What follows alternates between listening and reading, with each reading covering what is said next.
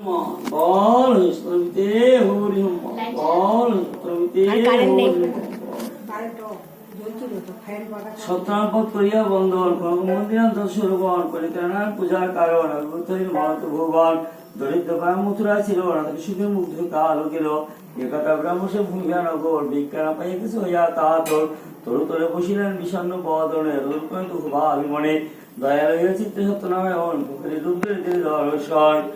বিপ্লব মানুষের কিছু মহাশয় যেহেতু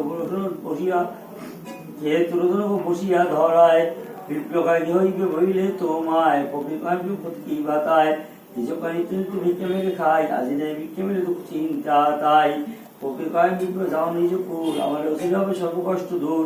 বিপ্লকা নৃত্য বুঝি সিনারায়ণ তা বিন পরিবেশে আচরণ প্রকৃতি হাসে সুবিদ্র বর বেদ বা প্রাণ কিছু নয় মতান্তর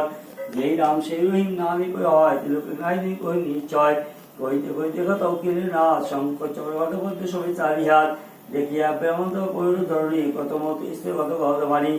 দেখে প্রহারণ প্রকৃতি তা দেখে ব্রাহ্মণের চোখ স্থির ব্রাহ্মণ বলে উচিব তোমায় পূজার প্রণালী কহ ধরিত পায় প্রকৃতি বলেন শুনু শুনু প্রহর যেমত করিয়া পুজো করিয়া অতঃপর কুটুম সহসর করিবে সুবরি সকাণ্ড পান লম্বা চড়া সরকার সহসা বিক্ষু করে দিবে কিন্তু দুটি সব ভক্তিতে উচিত এই সব বস্তু করিয়া তার প্রথমে যত ভক্তগণ আমার গুণের কথা শুনবে শোভনে বিদায় করবো যতনে সপ্তমী কথা নাথের মাথা দিবে হাত নারায়ণ করে করি প্রতিবাদ প্রসাদ নয় বিধক্ত হইতে বিধান এত করে নারায়ণ হল অন্তর দেন শুনি ভালো কথা কথা বিপ্লব পুলকিত ভূমিত বিধ হল উপরে বিনামূল্য শুনে আমার নিগম সিনিয়াটি করিলেন যত আয়োজন যথাবিধ ছিলেন নারায়ণের পদ রাতার অতুল সম্পদ ইহা যে গ্রামবাসী কাটিয়াগণ ভক্ত জিজ্ঞাসা তখন সূর্য বইলেন বিধান সমস্ত কাটিয়াগণ শুনে হয় বড় ব্যস্ত সিনিয়াটি করে তারা ভিন্ন প্রকারে সর্বকষ্ট রহস্য ঘরে ঘরে